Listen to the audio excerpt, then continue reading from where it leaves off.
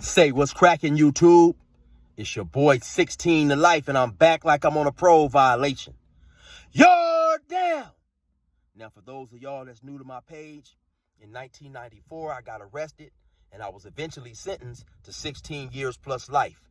I ended up serving 24 years straight in the California prison system. During those times, I accumulated some good stories, and I'm going to share a story with y'all today. In the event you happen to like this story, then definitely be sure to hit that like button, leave a comment, subscribe to my channel, and also be sure to hit that notification bell. That way, anytime I drop a story, you'll be notified ASAP, and you can hop on it whenever you're ready.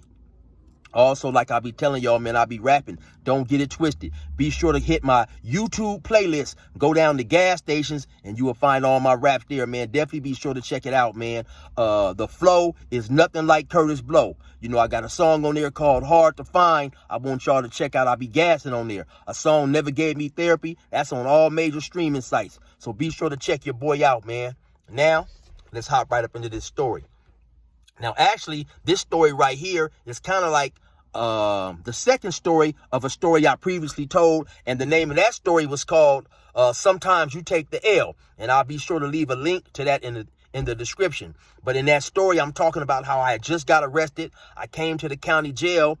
They threw me in the crib tank. I go up in there. I'm up in there a couple of days, and I get jumped and cut on my back. A dude had like maybe a razor, some razors hooked into a pencil or something. I never really seen it, but anyway, he cut me on my back pretty deep. I still got one of the scars today, and so they end up taking me to the hospital. So I go to the hospital. You know, I didn't get no stitches or nothing. They just put a patch on my back and end up sending me back. So then once I go back, they end up moving me and threw me in the old county jail. So now the old county jail was built a little different. The place that I was originally at was built like maybe you would see on 60 Days In. You come in, you come into the pod, it was a bunch of cells. The old county jail, and I believe the name of the tank was 14C1, and I can't remember if it was a 14-man dorm or like a 20-man dorm. But anyway, you come in, they had it was bars.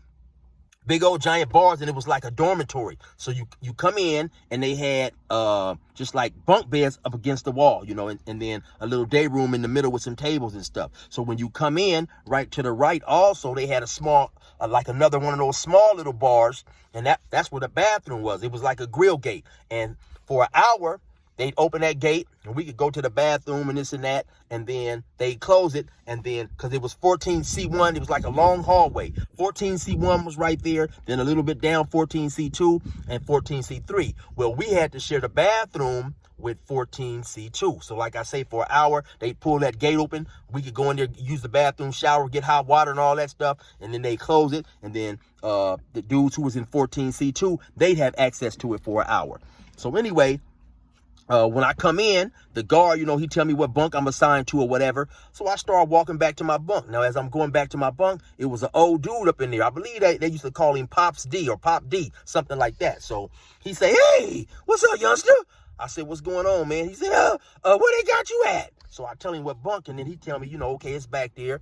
And so he stand up and walk back there with me. So now, as he telling me the ins and outs, and where the bathroom is and all that old type of stuff, he say, where you stay out there? So I tell him, I'm from Bannon. He say, "Oh, okay, I know some people." So then he go to naming off a couple people, and I say, "Oh yeah, that's my uncle right there." So we go to talking. He had knew my uncle and stuff from doing some time or going out to Bannon or whatever, So now, as I'm making up my bed and all that stuff, a young dude walked back there, man. He probably was about, I don't know, about 19, 20, maybe about 5'7", maybe about 155 pounds, 60, 160, kind of like stocky.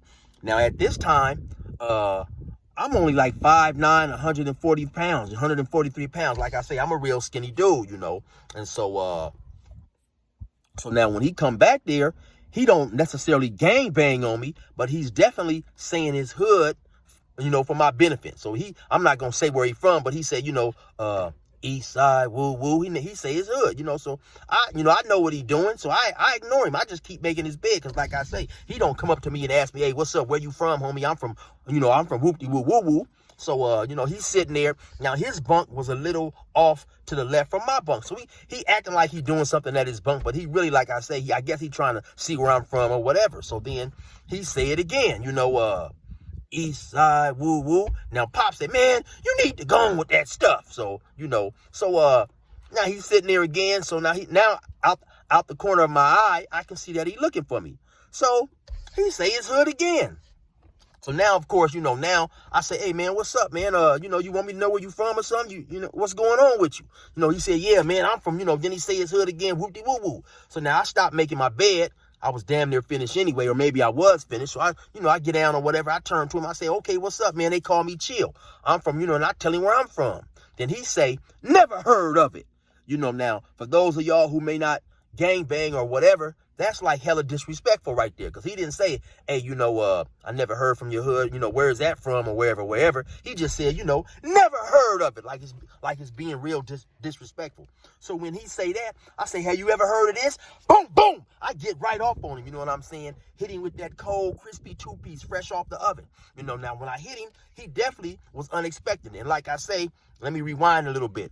Back then, of course, too, I had the glasses on, but not glasses like these. I had some more bigger circular glasses, and they definitely made me look like a square or made me look like a nerd. And to keep it real, I used to hate wearing them because, I knew how they made me look, and I knew that sometimes when I seen other individuals wearing glasses, I would think that they was a square or whatever like that. So I'm just keeping it 100. So, when I hit him, I could tell he definitely was surprised. I hit him with that cold two-piece. Boom, boom, Then he backed up a little bit. So I said, yeah, what's up? And he instantly put his head down and he started windmilling, started swimming like Michael Phelps in the 200-meter freestyle. So when he threw them two little wild punches at me with his head down, I stepped back and I started laughing. I said, man, you can't even fight, And so now by this time, Pops, he didn't slid on out the way. And so now when he like I say, his bunk, my bunk is way in the back and his is to the left. So when I turned around, he's kind of like almost in the corner now. So now I get up on him again. I give him a quick jab like a free sample. Bam! I bust him right in the chin.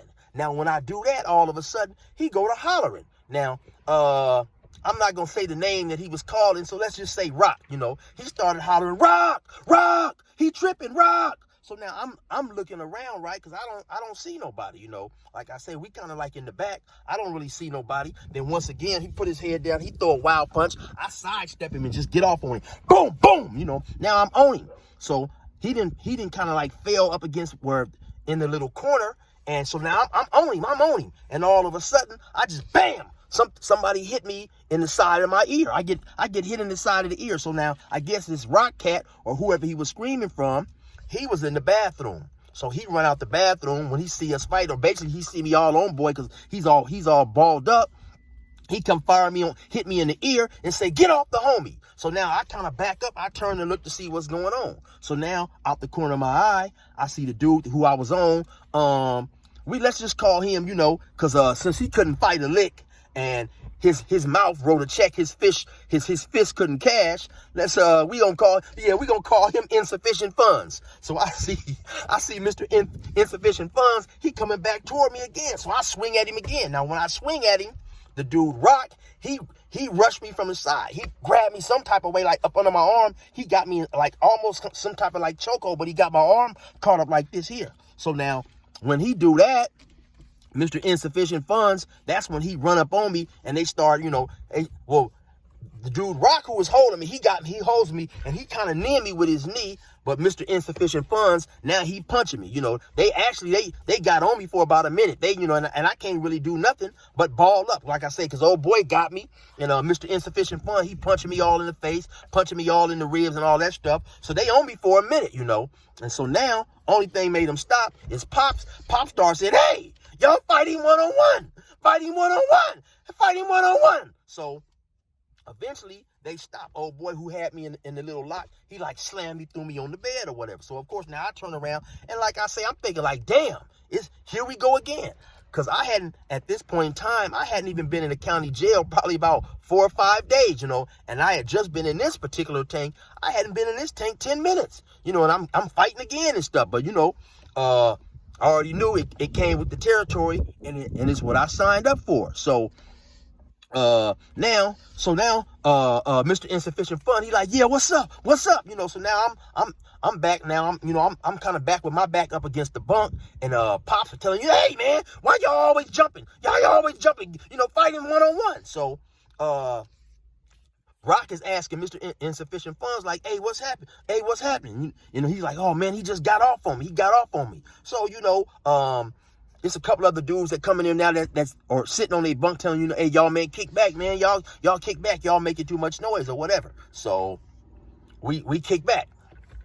So, okay, so, later on that night, I go ahead, I hop into bed or whatever, I go to sleep. Now, we up in there chilling, like in a maybe about 2 or 3 days. Now, this whole time, too, me and Pop D, we up in there, we chilling, we playing checkers, playing cards or whatever. So, in about 2 or 3 days, after I came back from the shower or the bathroom, Rock, he came over there. He said, hey, homie, listen, man, my bad. He said, Pop D told me what happened, man. And he said, Mr. Insufficient Funds date his little cousin or something like that. So he said, man, I didn't know what was going on. I just came from out the bathroom. I seen y'all fight. I just tried to, I tried to get you off him or whatever. So I'm like, okay, man. He like, hey, man, we ain't tripping or everything is good.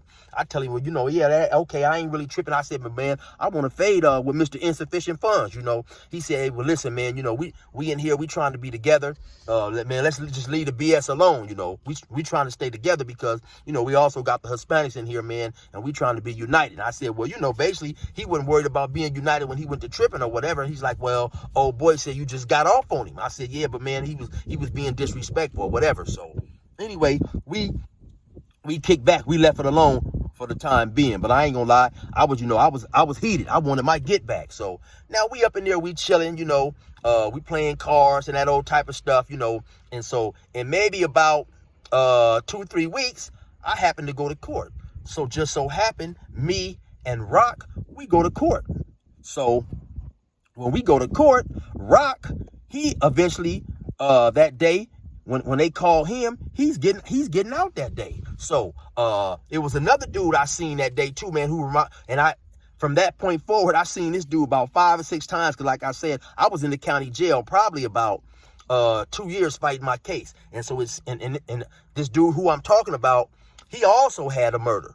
So every time I would go to court, or a lot of the times that I would go to court, he would just so happen to go to court. And so I'd always see him in there, and he'd be talking about, hey, man, they got me in here on this bogus charge, man. They got me on this bogus murder, And every time after we go to court and we'd be in a holding tank waiting to go back, he would be saying that, So like I say, after seeing him about 5 or 6 times, the way he was talking about it, he didn't convince me that he's innocent. So I just couldn't help it one day. I said, hey, man, well, what they got you charged with after we came back from court and we in the holding tank, And he said, oh, man, they got me on a murder. But no, I asked him what evidence they got? Because he kept saying, oh, man, they ain't got nothing on me, man. They just got me in here on this bogus murder charge. So I asked him, I said, hey, man, what type of evidence do they got on you? Well, the dude goes on to tell me that somebody got shot in some apartments. They found him in an empty apartment with the dude who had got shot. His car keys was there. No, his car keys was in his pocket, and there was a gun in another one of the empty rooms. But he was saying that, that they had him on a bogus charge. They didn't have nothing to do with him. So I would see that dude all the time. And this is how dudes sometimes who be in court or who be in trial or locked up or in jail, this is how they be seeing stuff. And I guess like delusional, because it sounded like to me they had a lot of evidence against him.